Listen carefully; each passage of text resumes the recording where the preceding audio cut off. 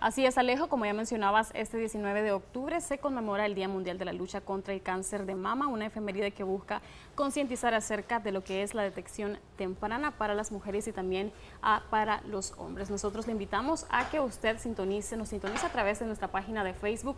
Nosotros aparecemos como Canal 10 Nicaragua para que usted pueda dejarnos sus comentarios acerca de este tema del que ya le vamos a comentar. Así es, Sanduriña, vamos a hablar un tema muy importante porque según datos del Ministerio de Salud, cada año se registran 1.200 casos nuevos de cáncer de mama en mujeres.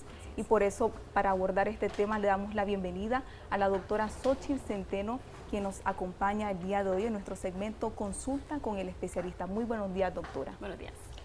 Muy buenos días, gracias por la invitación. Sí, recalcar, ¿verdad?, que todos los 19 de octubre, en realidad todo el mes se llama Mes Rosa, pero el 19 de octubre es porque a nivel mundial se hace una campaña, ¿verdad? Las empresas también socialmente responsables impulsan esta campaña para conmemorar, prácticamente es un mes de lucha, pero mañana es el día central, ¿verdad? Así que todos los que tengamos oportunidad de apoyar de alguna forma esta iniciativa, pues que siempre sea bien recibida y apoyada. ¿Cuáles son esos signos de alerta, doctora, en cuanto al tema del cáncer de mama? Y para comenzar también los signos, pero ¿qué es el cáncer de mama y cómo se desarrolla en la mujer? Sí, el cáncer de mama es un crecimiento inusual de la célula, es un crecimiento proliferativo. Normalmente tiene, por así decirlo, dos orígenes, ¿verdad? El origen que viene de los conductos galactóforos, que son los que transportan la leche, y también el origen lobular. La diferenciación celular de ello, entre menos diferenciado sea, es más alta, por así decirlo, el grado de malignidad.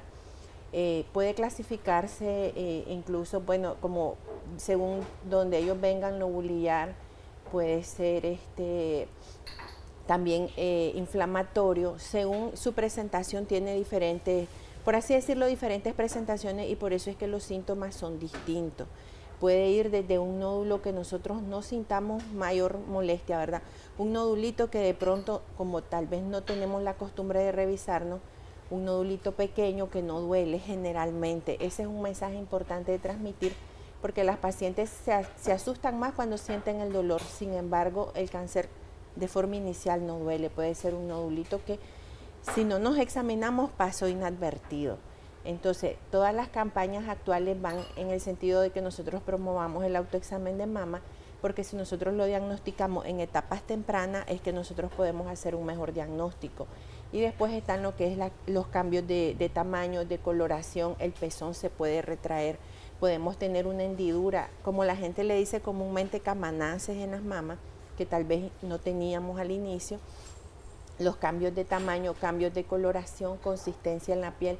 La piel se le llama como piel de naranja porque nos recuerda la cáscara de la naranja, ¿verdad? Que tiene un montón de orificios y se puede volver roja, engrosada.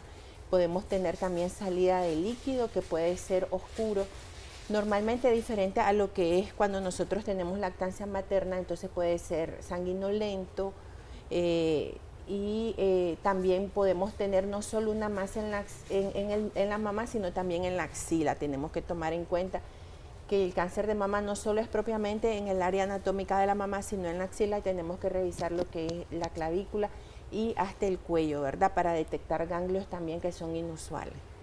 ¿Quiénes son las propensas a desarrollar cáncer de mama? Sí, el principal factor, hay factores de riesgo asociados, lo cual no quiere decir que porque tengamos uno o más factores de riesgo presentes, tenemos que tener cáncer de mama o nos va a dar cáncer de mama. Pero principalmente el ser mujer, ¿verdad? Principalmente porque el 99% de los casos ocurre en las mujeres, pero existe un 1 a 1.5 a 1% que ocurra en varones. El año pasado en Nicaragua se registraron 3 casos en varones, así que es algo que como se le está dando mayor visibilidad, nosotros podemos hacer diagnósticos más precisos. Pacientes que tienen sobrepeso, pacientes con obesidad, existe también lo que es la relación genética, que son cosas que no podemos modificar.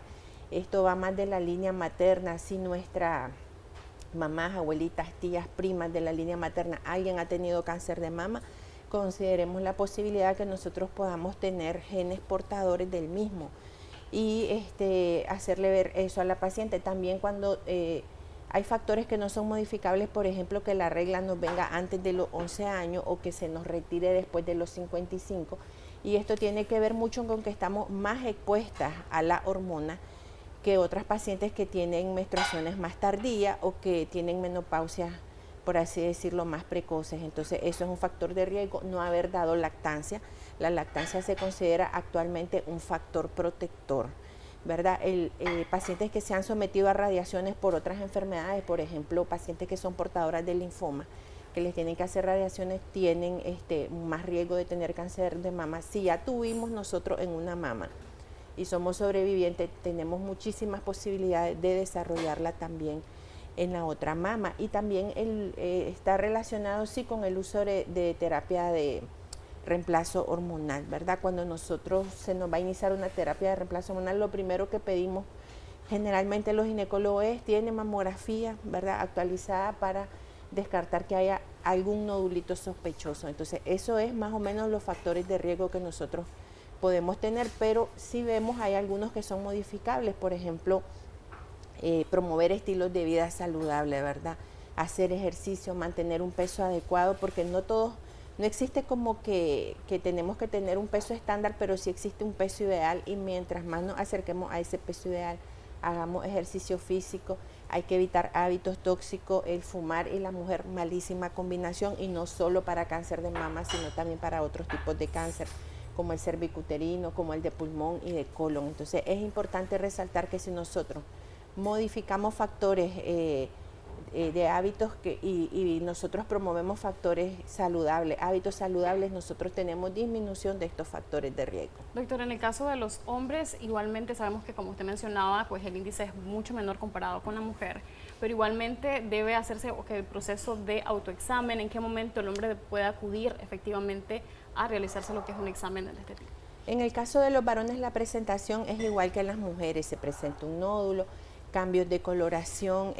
Hay pacientes varones que tienen más tejido mamario, eso se llama ginecomastia, que normalmente otros pacientes masculinos. Entonces el paciente varón se lo puede realizar en cualquier momento, y más aún si de pronto se sintió ahí un nodulito, una bolita extraña. La presentación es igual, ¿verdad?, que en el cáncer de mujeres, sin embargo sí tiene un mejor pronóstico, ¿verdad? Como bien lo mencionaban al inicio, para el 2022 había ya 2.3 millones de muertes por cáncer de mama en mujeres, ¿verdad? Entonces es un 1%, apenas un 0.05% en el que se hace el diagnóstico en varones, y todos estos esfuerzos son aunados para que de aquí al 2030, 2050 se vaya reduciendo en 2 millones el índice de mortalidad, porque cuando ya nosotros tenemos un diagnóstico tardío, como un estadio 4, en realidad ya son medidas paliativas, ya es algo que a esas alturas ya no se va a curar. Doctora, como usted mencionaba en el caso del cáncer de mama en la mujer, usted mencionaba que hay una predisposición en cuanto a la procedencia de la madre. En el caso del hombre, ¿me podría provenir efectivamente del caso de su papá, o también sería en el caso de su madre, por ejemplo? Sí, siempre está ligado al lado materno, sin embargo, digamos, la transmisión genética, las condiciones genéticas son iguales para los dos, ¿verdad?, indistintivamente para varón y para mujer. Cabe señalar que existe prácticamente un índice alto, un 40% de pacientes que han sido diagnosticadas con cáncer de mama no tenían ninguno de estos factores de riesgo. Su familia pudieran ser pacientes que hacían ejercicio, que su familia no había historial de cáncer, y de pronto pues se sale con el diagnóstico. Es importante transmitir a la población que no toda bolita, no todo cambio en la mama es cáncer, ¿verdad? Que esto lleva un proceso, que tienen que hacerse toditas las pruebas de tamizaje. La mamografía se considera el estándar, ¿verdad? Toda paciente mayor de 40 años por rutina tiene que tener una mamografía, y se la puede repetir si está normal cada 1 o 2 años según los factores de riesgo que nosotros hayamos categorizado previamente. Perfecto, doctora. Doctora, también hay tipos de cáncer de mama también. ¿Cuáles serían estos?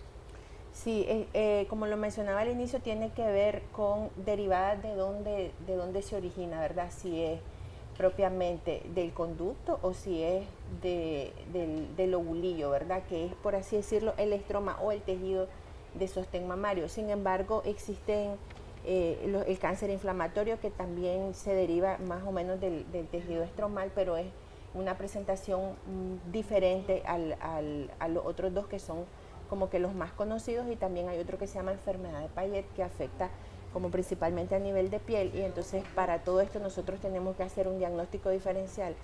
El diagnóstico definitivo se hace por biopsia, ¿verdad? Hay que aclararle esto a la paciente, porque a veces nosotros hacemos entrega de un ultrasonido, de una mamografía donde nos dice alta sospecha de malignidad, sin embargo el diagnóstico principal se realiza por biopsia. Tenemos un par de consultas a través de Facebook y bueno, sabemos de que constantemente se habla un poquito sobre lo que son los autoexámenes en casa, entonces nos consultan acá si se debe hacer acostada o sentada, y también dice que a partir de cuántos años se puede realizar lo que es ya el examen de mamas. Lo indicado está entre la segunda, tercera década de la vida, sin embargo nosotros siempre hacemos ver que toda paciente que inicia vida sexual, paciente que inicia su ciclo reproductivo desde la adolescencia, nosotros podemos orientar a nuestra adolescente a hacer el autoexamen. Se realiza 7 días después de la menstruación. Una pregunta siempre interesante es: si ya no tengo la regla, ¿en qué momento, verdad? Porque si nos retiraron la matriz, si nos vino la menopausia, entonces nosotros elegimos un día al mes en ese sentido. Si no tenemos, ¿verdad?, el orden de la menstruación, si no tenemos nuestro ciclo, elegimos un día al mes para realizarlo. Se puede realizar sentada, se puede realizar acostada, ideal frente a un espejo. Lo primero es que nosotros nos miremos, ¿verdad? De pie, con los brazos levantados, miramos el tamaño, miramos si hay cambios de coloración. Siempre aclaramos, una mama va a ser más grande que la otra de forma natural, porque nosotras o somos diestras, ¿verdad?, o somos zurdas, como se dice comúnmente, ocupamos más un hemicuerpo. Pero si inusualmente tenemos un aumento de tamaño que no teníamos, pues sí sabemos que una es más grande que la otra, pero de pronto una sí está más grande, una tiene cambios de coloración, si hay hendiduras, y nosotros también utilizamos la yema de nuestros dedos. También se aconseja que si se puede realizar en el baño es mucho mejor, porque el agua ayuda a que resbale. Y nosotros vamos haciendo en sentido horario, en sentido de las manecillas del reloj. Vamos palpando como los rayos de la bicicleta, ¿verdad? Que no nos quede ninguna área sin examinar. Apretamos también el pezón detrás de la areola para ver si sale algún líquido, y eso lo tenemos que hacer una vez por mes, todos los meses. Y en caso de las pacientes que ya pasaron su proceso de menopausia, entonces eligen ellas, pero que no pase desapercibido. Doctora, vamos a leer un comentario.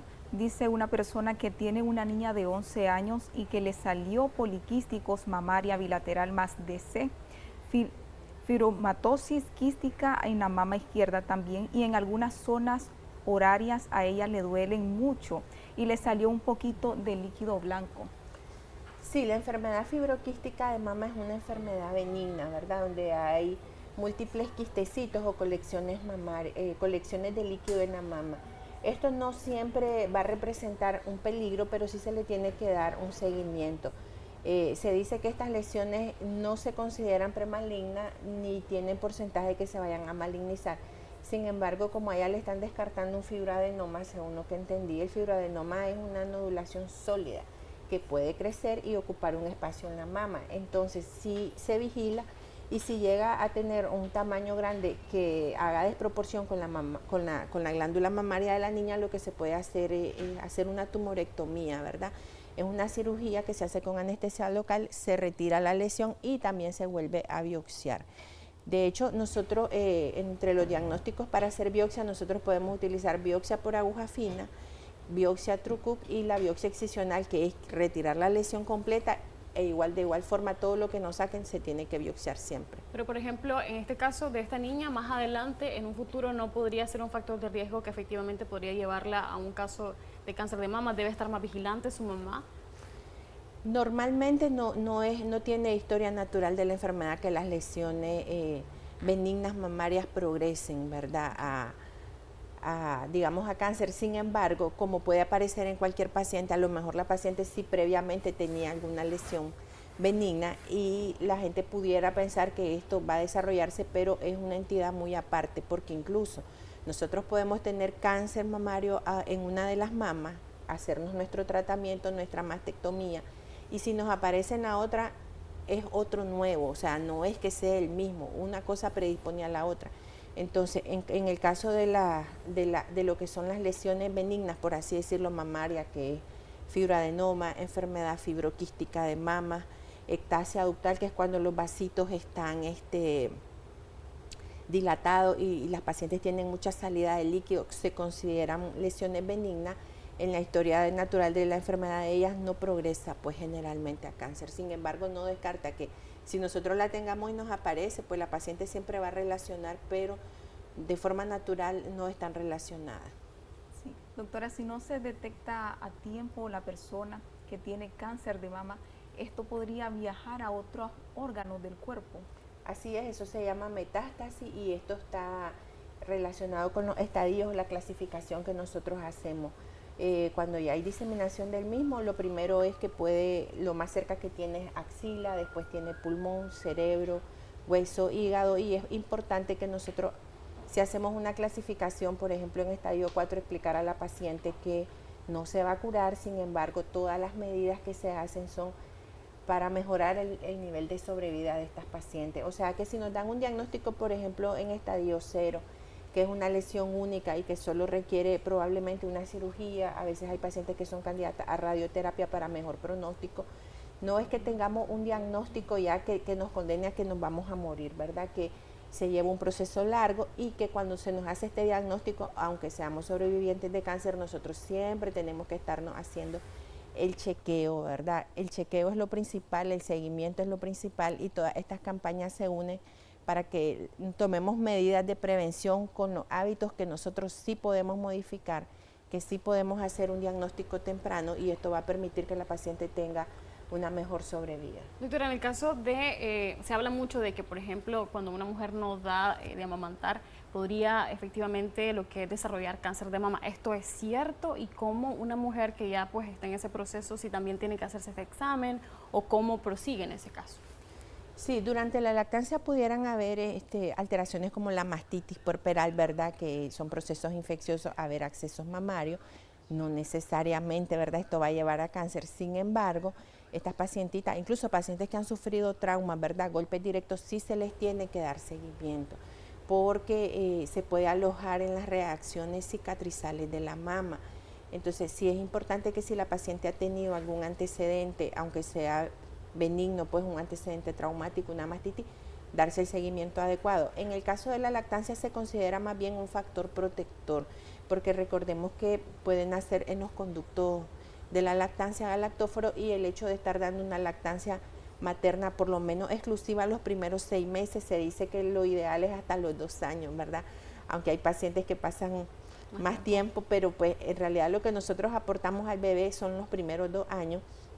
Sí se considera un factor protector y no haber dado lactancia y no haber tenido nunca un embarazo, sí se considera también un factor de riesgo para desarrollar más adelante cáncer de mama. Entonces lo que nosotros hacemos con las pacientes es evaluar cuántos factores de riesgo tiene y de acuerdo a eso dar el seguimiento, ¿verdad? Si es candidata a mamografía, si es candidata a biopsia. Pacientes menores de 40 años se pueden realizar ultrasonidos mamarios, ¿verdad? La mamografía, si tiene usted menos de 40 años y hay una lesión muy sospechosa, también se puede realizar. A nivel personal, la paciente más joven que yo he visto con cáncer de mama es de 34 años, sin embargo, pueden haber todavía, porque eso es lo que yo he visto, ¿verdad? Pero sí pueden haber pacientes todavía aún más jóvenes que pueden desarrollar esta patología. Vamos a leer un comentario, doctora. Dice que su mamá tiene 53 años y que hace un mes se hizo la mamografía con un reporte VIDAS 2, pero que hace un año siempre se le ponen los nódulos en la mama derecha que le provoca sensación de dolor y hasta le ha salido secreción rojiza por el pezón. Ella pregunta qué podría sugerir y qué podría hacer. Si tienen mamografía VIRAS 2 significa que tiene lesiones benignas, ¿verdad? Que no sugieren malignidad. Normalmente estas lesiones benignas puede ser ectasia ductal, puede ser una enfermedad fibroquística que da la apariencia de nódulo y le puede dar molestia. En este caso es dar el seguimiento. Nosotros también podemos tomar, así como tomamos un Papá Nicolau de cuello, ahí se puede hacer Papa Nicolau del líquido mamario para ver si no hay células malignas. Con ellas más que todo darle seguimiento, ¿verdad? Hay pacientes que nosotros podemos sugerir mamografía hasta cada 6 meses. Hay pacientes que podemos realizar biopsia por aguja fina y decir, mire, es una lesión benigna, sin embargo, como puede crecer. Entonces vamos a dar el seguimiento, no perder eso del seguimiento cada 6 meses, ¿verdad? Que pueden haber molestias y hay que dar tratamientos sintomáticos, podemos dar geles analgésicos, podemos dar antiinflamatorios tomados y esto va a mejorar un poco.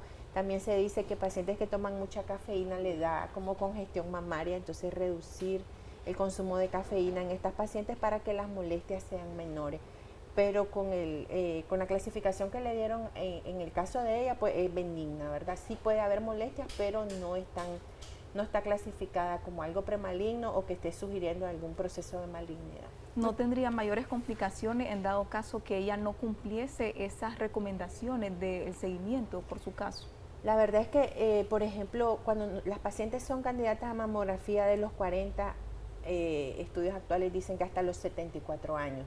La mayoría de pacientes con cáncer de mama son diagnosticadas después de los 40 años, entonces lo que se hace es un proceso de seguimiento con ella, o sea, no se le suelta la mano, por así decirlo, sino que si nos dicen cada año o cada 2 años usted tiene que hacerse la mamografía hasta que cumpla 74 o 75 años, eso es lo que nosotros tenemos que hacer para dar el seguimiento adecuado. Doctora, tenemos una consulta acá rápidamente, es acerca de la edad. Creo que ustedes mencionaban en qué edad más o menos uno puede realizarse este examen. Dice que a ella de un centro de salud la mandaron a hacerse uno y ella tiene 30 años de edad, ya para finalizar.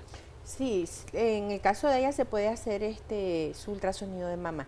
Sin embargo, si en ultrasonido de mama nos dan un BIRAT 4, un BIRAT 3, que son sospecha de malignidad, la paciente, aunque no tenga 40 años, se puede realizar su mamografía también y posterior biopsia de la lesión. Sus últimas recomendaciones, ¿verdad?, para la población nicaragüense, hombres y mujeres que estén atentos, ¿verdad?, a este tema. Apoyemos esta campaña, ¿verdad? Nosotros no sabemos si nuestras familiares más cercanas estén teniendo este proceso en este momento, entonces lo ideal es que nosotros adquiramos conocimiento y si vemos ante la duda, ante alguna molestia, algo, lo más mínimo que ustedes sospechen, pues consulten con el ginecólogo, con el especialista, con el médico que tienen a la par. Todos estamos entrenados para hacer una detección precoz y esto va a hacer que teniendo un diagnóstico precoz, pues nosotros podamos salvar vidas. Muchísimas gracias, doctora, por todas sus recomendaciones y la información que ha brindado a nuestra audiencia. Es importante realizarse esos chequeos para evitar la detección del cáncer de mama. Nosotros nos vamos a una pausa comercial.